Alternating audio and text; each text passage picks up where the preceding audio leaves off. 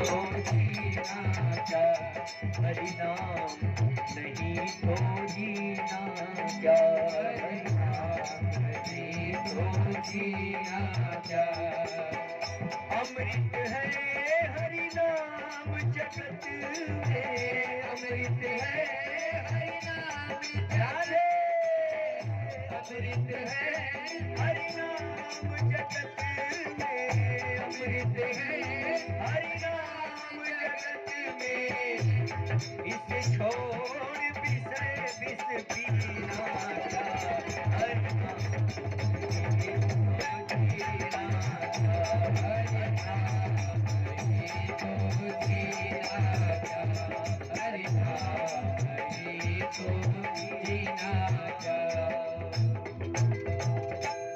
प्रसंग बहुत लंबा है और आज बिना विवाह कराए कथा बंद नहीं होगी, चाहे 1 बजे।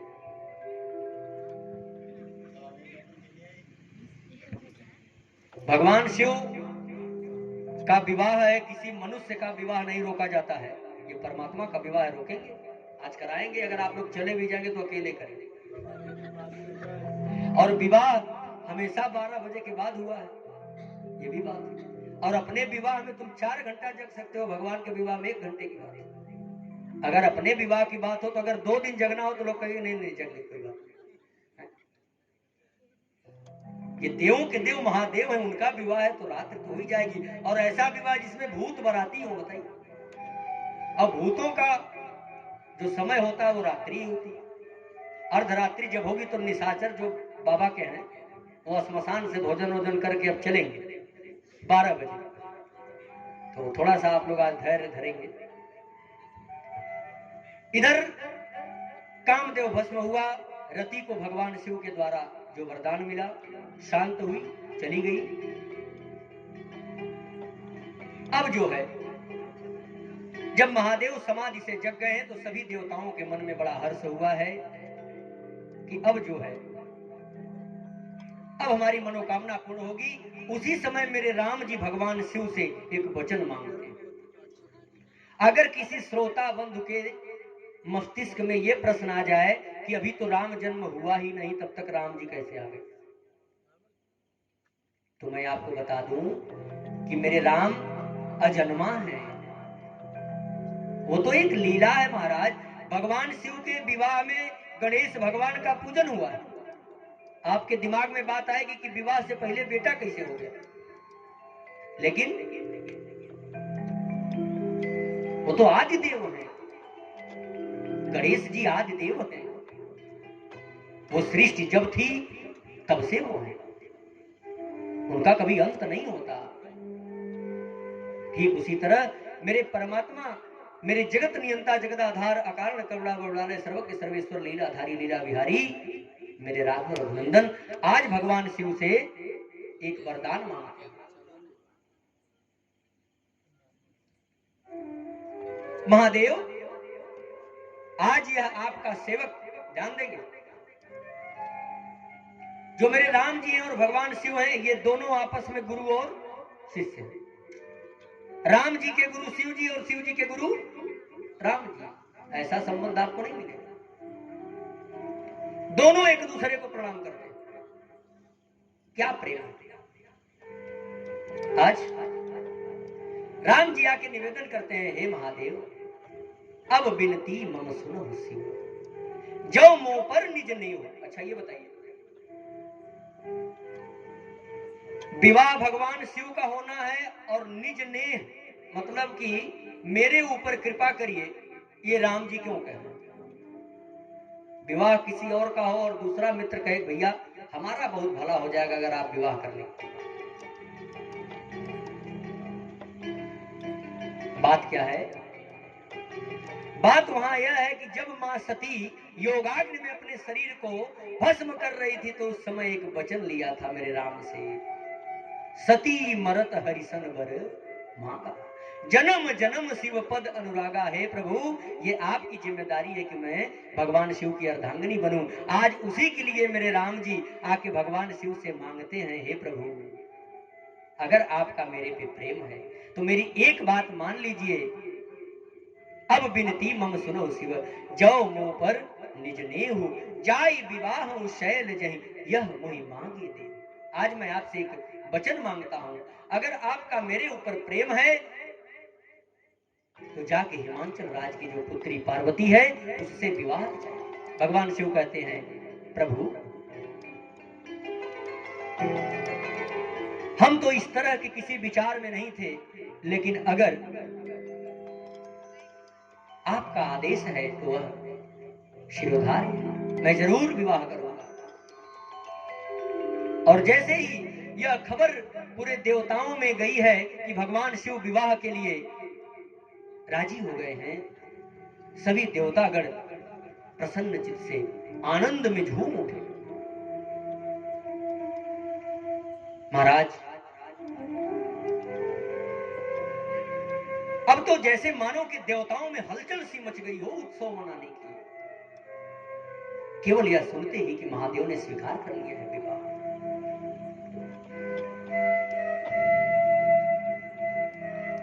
आज मेरे भोलेनाथ दूल्हा बनने जा रहे हैं। एक गण दौड़ा दौड़ा आता है भोलेनाथ के पास, बोलता है, बाबा क्या हमने जो खबर सुनी है पक्की है? भोलेनाथ कहते हैं, हाँ वो खबर बिल्कुल पक्की है, क्योंकि हमारे इष्ट देव भगवान श्री राम का जो आदेश हो गया। विचार करेंगे, ये विवाह ऐसा संस्कार है जिसमें अगुआ का रहना बहुत जरूरी है। मानस में मुख्य रूप से 4 विवाह हुआ, 4 विवाह, जिसमें से 2 विवाह है और 2 बियाह है। अब विवाह और बियाह क्या होता है? विवाह वह है जिसके होने के बाद वाह वाह होती है। दूल्हा सुंदर, दुल्हन सुंदर, भोजन सुंदर, सब में वाह।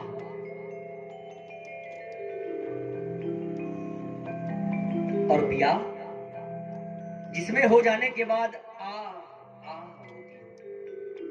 प्रतिपल आह शब्द निकलता हो, कष्टमय जीवन हो, वो बियाह है। और बियाह कब होता है? जब लव मैरिज होता है। आज के दिन में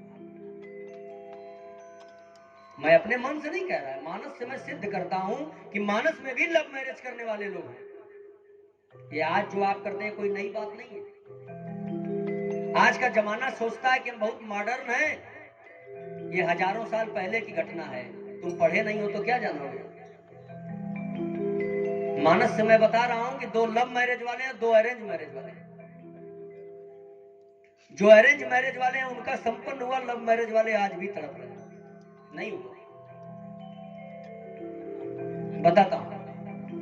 पहला अरेंज मैरिज मां पार्वती और भगवान शिव का है, जिसके अगुआ नारद जी है।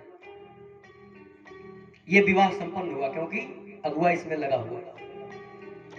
दूसरा विवाह मेरे मर्यादा पुरुषोत्तम भगवान राम का है मां सीता के साथ, जिसमें भी अगुआ लगा है कौन? विश्वामित्र। विवाह संपन्न हुआ। ये दोनों अरेंज मैरिज थे जो संपन्न हुए मानस में। 2 लव मैरिज, एक श्रीमती शूर्पणखा जी का जो लक्ष्मण जी के साथ करने आई थी, नहीं संपन्न। आज भी तड़प रही, हुआ ही नहीं। और दूसरा विवाह जो नारद जी अगुवाई कर रहे थे, स्वयं विवाह के चक्कर में पड़ गए महाराज। ये विवाह बड़ी खतरनाक बीमारी है। और नारद जी इतना ही नहीं, जब विवाह की इनकी सुध चढ़ गई इनको, तो भगवान विष्णु से कहे कि जब तब कछु न हो यही काल, हे विधि मिले कमन विधि बाला। हे महाराज, आज मैं कई जन्म तक आपका बहुत जप किया, अब तो मुझे बस एक ही इच्छा है कि किस तरह से मुझे स्त्री प्राप्त हो जाए। अब मैं जब तक नहीं करूंगा, मेरा किस तरह से विवाह हो जाए। अब मैं सन्यासी नहीं रहूंगा, बहुत सन्यास ग्रहण किया। और नारद जी स्वयं जो है विवाह रचने की तैयारी करने लगे, जो असफल रहा। ये 2 थे लव मैरिज, दोनों पूर्ण नहीं हुए। इसलिए विवाह ऐसा संस्कार है जो परिवार के सम्मति से करना चाहिए। भगवान शिव के विवाह की खबर सुनते ही सभी देवताओं में आनंद छा गया। अब सब लोग अपने अपने वाहन को नहला रहे, भाई बाराती बनना। अच्छा, यहाँ उपस्थित लोग कौन बाराती की तरफ से है, कौन घराती की तरफ से? हाथ उठाओ। पहले बाराती वाले, जो भगवान शिव के बारात में जाने वाले हैं, बारात की तरफ से हाथ उठाएंगे। कौन बारात में जाएंगे? बारात वाले डरात हुआ भूत ही हैं।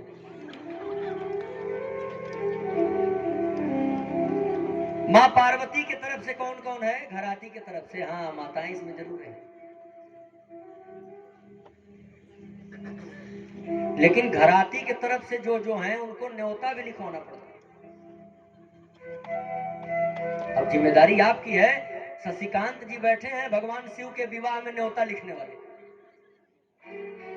जिसको जिसको लिखवाना है वो यहाँ लिखवा सकता है। और जो भगवान शिव के विवाह में न्योता करेगा, उसके पुत्री के विवाह में भगवान शिव खुद न्योता करेंगे। इस विचार से आप लोग दान भी करेंगे, यथासंभव प्रयास, कोई जबरदस्ती नहीं है। भगवान शिव के विवाह की तैयारियां हो रही हैं। सभी देवतागण अपने अपने वाहन को नहला रहे हैं महाराज। अच्छा देखो, ये देवता कितने स्वार्थी होते हैं। विवाह भोलेनाथ का है, तैयारी में अपने लग गए। दूल्हा तैयार है कि नहीं तैयार है कोई फिक्र नहीं। एक चीज जान लो, विवाह में जो बाराती जा रहे होते हैं ना, बारात के समय में उनसे बोलने का मतलब बड़ा गड़बड़ है। उनका मूड बड़ा अलग होता है उस टाइम, बाराती वाले। और जब उधर से भोजन करके वापस आते हैं तब नॉर्मल हो जाते हैं। लेकिन बारात जाते समय अगर किसी ने कुछ बोल दिया तो बहुत दिक्कत है। दूल्हा से ज्यादा पावर में रहते हैं वो उस समय बाराती। हमारे नवयुवक भाई सब बैठे हैं, मुस्कुरा रहे हैं।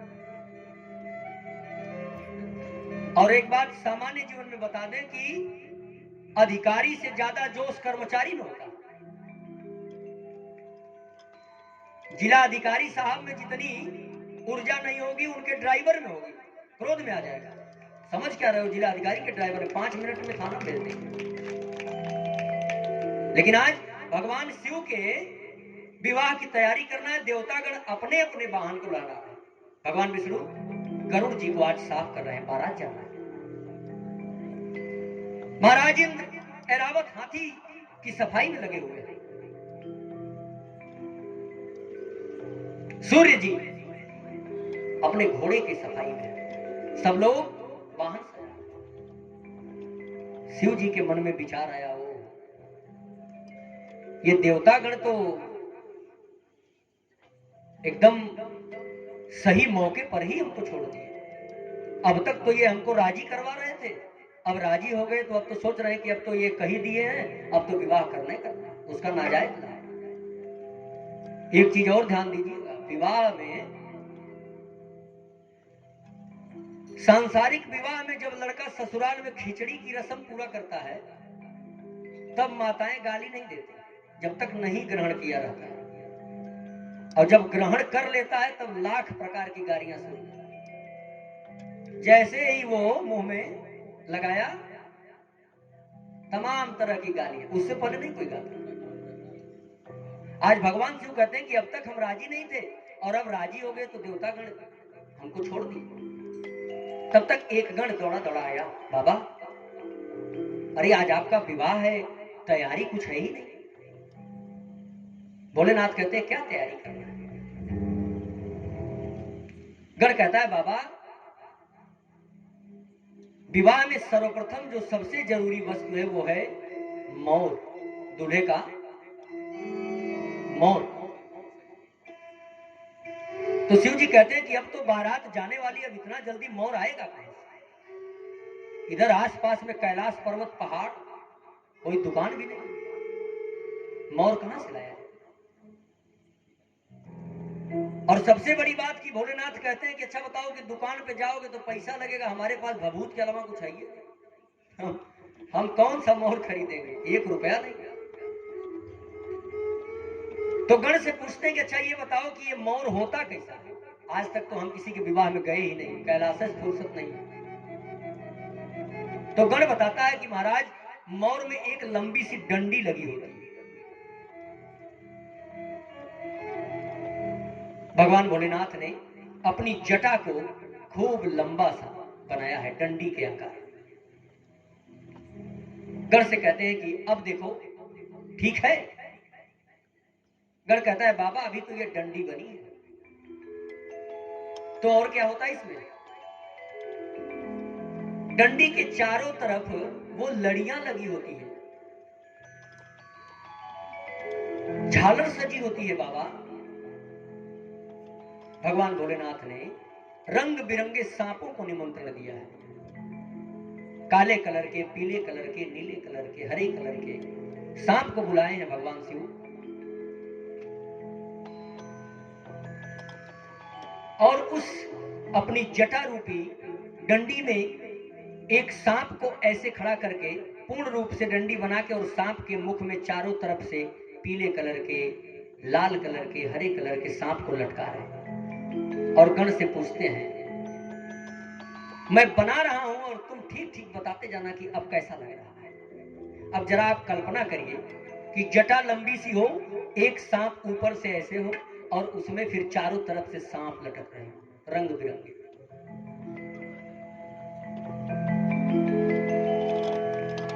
महाराज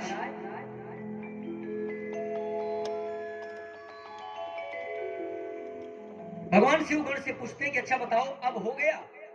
गण कहता अरे बाबा अभी तो ये आकृति बनी है, अभी तो इसमें बीच में बड़े वो खाली स्थान दिख रहे हैं। बोले अच्छा। भगवान शिव के पास तो अनेक जीव हैं, रंग बिरंगे बिच्छुओं को बुलाए, और जो एक सांप से एक सांप के बीच की जो दूरी थी उसमें बिच्छुओं को लगा दिया। जटा रूपी डंडी के साथ एक सांप खड़ा है, उसके चारों तरफ रंग बिरंगे सांप हैं, और एक सांप से एक सांप के बीच में बिच्छू लगा हुआ है। अब जाके मौर पूर्ण रूप से तैयार है। भोलेनाथ जब यह दृश्य तुलसीदास जी देखते हैं तो इस पवित्र मानस में अपने लेखनी से लिखते हैं शिव ही शंभुगन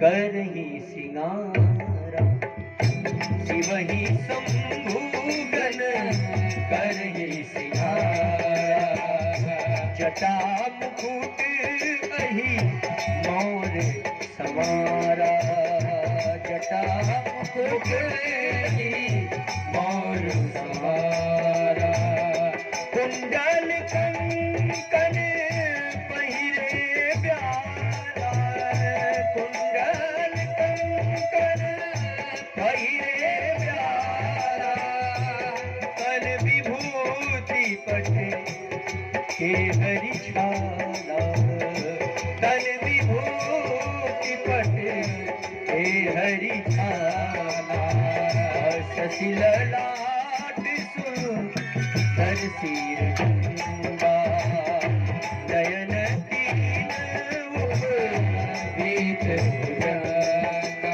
करल कंठ उर नर सिरमाला, शिव वेश शिव नाम कृपाला, करल कंठ उर नर सिरमाला, शिव वेश शिव नाम कृपाला, कर त्रिशूल डमरू बिराजा, चले बसह चढ़ी बाजही बाजा, कर त्रिशूल डमरू बिराजा, चले बसह चढ़ी, चले बसह चढ़ी, चले बसह चढ़ी बाजही। महाराज भगवान शिव का श्रृंगार नहीं सिंगारा हो रहा। अब श्रृंगार तो सामान्य हो तब न, जिसके मौर में सांप लगे वो श्रृंगार हो ही नहीं सकता। कुंडल कंकन पहिरे व्याला, कान में जो कुंडल है वो क्या है, सांप का, हाथ में जो कंकन है वो क्या है? सांप का। नयन तीन उपवीत भुजंगा, जनेऊ नहीं मिल रहा था, भगवान शिव ने 3 सांप को बुलाया है, अलग अलग कलर के। 3 सांप को महाराज कंधे से लगा के कमर तक उनके मुंह में उनकी पूंछ पकड़ा दिया है, यज्ञोपवीत हो गया। मैं अपने मन से नहीं कह, तुलसीदास जी लिखे, कुंडल कंकन पहिरे ब्याला, तन विभूति पटके हरि छाला, नयन तीन उपवीत भुजंगा। अब जरा एक बार कल्पना करो, मोर में सांप बिच्छू लगे हों, 3 नयन है भगवान शिव का, सांप का यज्ञोपवीत धारण हुआ है, कंकन भी सांप का, कान में कुंडल भी सांप का, शरीर पे भभूत लगी है, मृगछाला पहने, वाह, कर त्रिशूल और डमरू विराजा, भगवान शिव दूल्हा बन रहे। ये ऐसे दूल्हा हैं जिनको देखने के बाद किसी की हिम्मत नहीं जो सामने आ जाए। देख सिवई सुरत्रिय मुस्काही, बर लायक दुल्हन जगना। क्या हुआ? जब यह दृश्य अनेक देवियों ने देखा है, मां लक्ष्मी ने देखा, सरस्वती ने देखा, इंद्राणी ने देखा, तो देवियां क्या कहती हैं कि गजब का दूल्हा सजा है, इस तरह की दुल्हन तो अब इस पृथ्वी पे मिलना मुश्किल लग रहा। विवाह करने तो जा रहे हैं, लेकिन अगर दुल्हन भी इस तरह की मिले तब न, हमको तो नहीं भरोसा है कि दुल्हन कोई ऐसी मिलेगी। सभी देवतागण अपने अपने वाहन पर विराजमान होकर बारात में चल रहे हैं, आगे बढ़ रहे हैं। भगवान शिव भी कुछ दूर तक गए, और जब यह दृश्य भगवान विष्णु ने देखा तो भगवान विष्णु हमारे देवलोक के सुप्रीम कोर्ट, किसी तरह की समस्या जब फंस जाती है तो उसका निदान भगवान विष्णु ही कर पाते हैं। जब देखा है कि भगवान शिव का यह विकराल रूप है और दूल्हा बने हैं, तो कहते हैं भैया हमको दूसरे के गांव में जाना है, ये तो पूरी इज्जत की ऐसी की तैसी कर देगा, इनके साथ जाने में बुराई। जो दूल्हा है उससे आज सारी बारात अलग हो गई। सभी देवतागण अपने अपने वाहन से आए थे, लेकिन जब भगवान शिव का यह विकराल रूप देखे तो सब अपने अपने वाहन को अलग करके दूसरे मार्ग से जाने लगे। और कुछ देर बाद जब भगवान शिव पीछे देखते हैं तो खाली, मात्र उनके 2-4 गण हैं। पूछते हैं